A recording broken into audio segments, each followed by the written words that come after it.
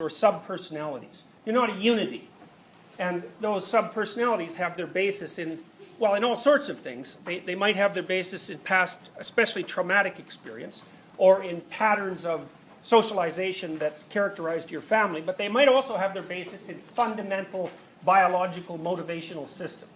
So, for example, a psychoanalyst would conceptualize anger or perhaps sexual attraction as a subpersonality. And the reason for that is that, well, you know what it's like when you get angry? You get angry at someone you love, and, you know, first of all, you know, at some level, you're wishing harm. Now, that might only be that you want to win the argument, and you want them to be nicely crushed while you do it. But so there's a desire that comes along with the anger. But there's a lot of other things that happen, too. So, for example, if someone's annoying you, even if you love them, the probability that at that moment you're going to be able to easily access all the memories you have about how annoying they are and have difficult time accessing the memories about how wonderful they've been to you is quite high.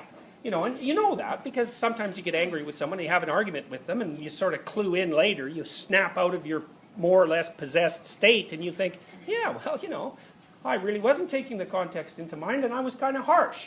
So then you think, well, who's in control? And that's the question the psychoanalysts are really interested in, and their answer is, it's not generally you. And so it's very terrifying reading in some sense, because, you know, people like to think of themselves as masters of their own house, so to speak, and it's only vaguely true. And, you know, people, you know that too, because you make maybe New Year's Eve, what do you call those? Resolutions, how you're going to be a better person. I think one of the most common ones is, man, you're going to hit the gym 3 times a week. It's like, no, you're not, actually. And so very few people do, and that's partly because, well, it's hard, and so you don't want to do hard things, and the reason for that is because they're hard, so it doesn't take much explanation. But it's also because you can't just tell yourself what to do. And that's annoying too, because life would be a lot easier if you could just say, okay, well, you know, sit down, study for 2 hours, don't watch cats on YouTube or whatever it is that you're watching. And no, that isn't what happens. You sit there and you study for a while, and then, you know, you're thinking about cats, and the next thing you know, you're watching Haunted Mansions in London or some damn thing. You know, and it's a scary idea in some sense, because if you think, well, if you're not really master of your own house, you know, if you don't have yourself under full voluntary control, and you certainly don't, then what does? And, you know, Freud is interesting in that regard, because he really talked about the motive power of fundamental motivational systems. Mostly for Freud, it was aggression and sexuality, you know, and those are big motivators. Let's make no mistake about it. And so he thought of you as the conscious part of your personality maybe as it's like the captain of a ship with a very unruly crew. It's a nice metaphor because, of course, a ship's on the ocean, and the ocean can be very stormy, and so you can only sort of plot your course, and you have to work with what's thrown at you. And then the unruly crew is, well, it's all your drives. Drives is the wrong way of thinking about it. I like the psychoanalytic notion of subpersonality, because a subpersonality has a viewpoint. There's things it wants and it plans. So it's a living entity. It's not some dead cognitive system, you know. So Freud was interested, in some sense, more about, I would say, the biological underpinnings of the subpersonalities, you know, because he was quite biologically oriented, and he realized that sexuality and aggression were very fundamental subpersonalities. And then there's Jung, and Jung is much more terrifying than Freud, which is really saying a lot, because Freud's quite terrifying. But Jung, he's just terrifying beyond belief. And, you know, for Jung, the subpersonalities that make you up are thousands and thousands of years old. They're cultural constructions that are thousands and thousands of years old. And they have you in their grip. So for Jung, for example, one of the things he said, and I don't remember where it was, I love this phrase. It's so true. And you can think about this for like 5 years.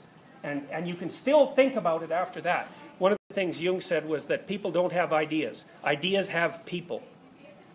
And that's really something to think about, because, you know, just think about your own situation. So no doubt you have political views, and you think, I have political views. It's like, well, no, you don't, because you share them with a lot of other people. So they're certainly not yours. And not only that, they've had a very lengthy historical development far before you ever showed up, you know, so they're rooted right at the depths of your culture. But then, of course, They've been elaborated by one philosopher or another extensively over the last 200 or 300 years, and there's this whole system of thought, and poof, it inhabits your brain, and then you think, well, I've got political views. It's like, no. The political views have you. And that's a very salutary thought, because it's one of the ways to stop yourself from being possessed, because people get possessed all the time by ideas, right? That's what happened in Nazi Germany. That's what happened in the Soviet Union. It happens everywhere all the time. And you might think, well, possessed is a little strong, but no, it's not, actually. It's a very nice, it's a metaphor, obviously, but it's the right kind of metaphor, because a body of ideas, like political ideas, they're a living thing, you know? They're not some dead, dusty words on a bookshelf somewhere. They're an integral part of a dynamic society, and the motive force those ideas have motivates you. You're in their grip.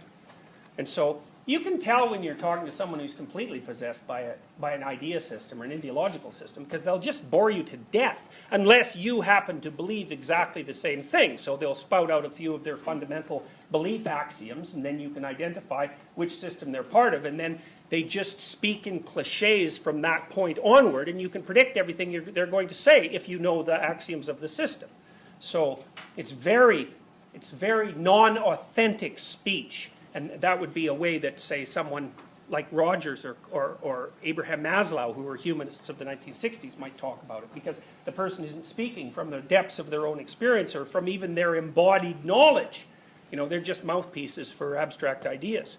And so it's very frightening to realize the extent to which you can be the mouthpiece for abstract ideas, you know. And it's actually one of the dangers of becoming educated, especially in a mass system like the university system, because a lot of what happens to you when you come to university is that you're fed a set of pre-digested ideas. I suppose that's one way of thinking about it, you know. And it's very easy for you to think, well, that those are now your ideas. They're not.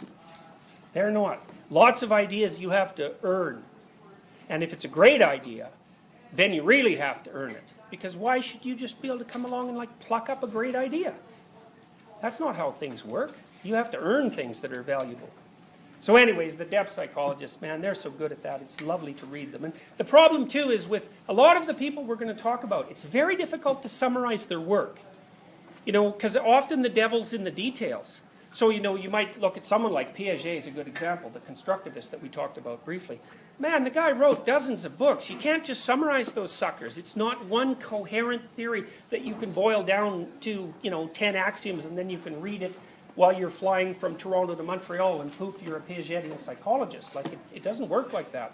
The people who formulated these theories were extremely intelligent and they were often great writers. And so a lot of the knowledge is actually in the writing itself and not in what you can extract out from the gist, you know.